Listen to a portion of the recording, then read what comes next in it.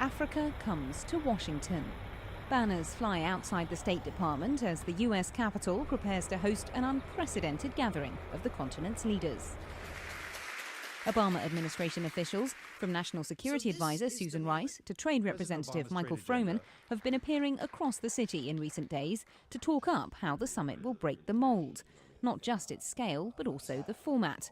Here at the State Department is just one venue for 3 days of discussions next week. This building will play host to perhaps the most high-level meetings when all the leaders will gather to discuss investment, peace and stability and governing for the next generation.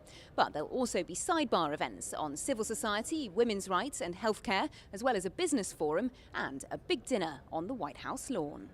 It's a lot to cram into 3 days, but organisers dismiss concerns that little can be achieved by so many delegates in so short a time.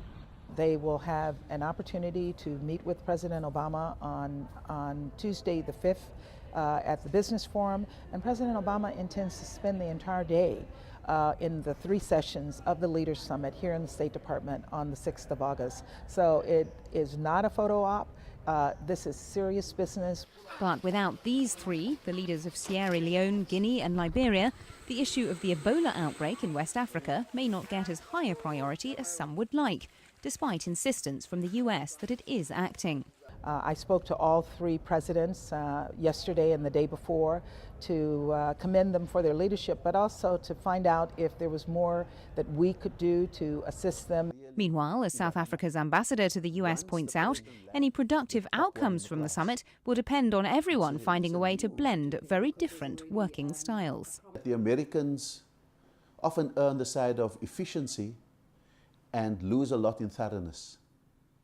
Africans love thoroughness, and sometimes we are inefficient.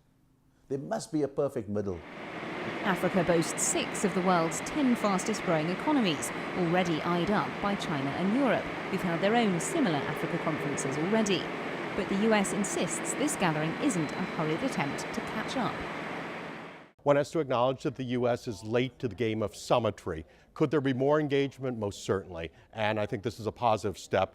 Better late than never, as they say. As the child of a Kenyan father, Mr. Obama faced high expectations from Africans when he took office. This summit is his way of showing that he can focus not only on the continent's problems, but also its potential. Lorna Shaddick, Washington.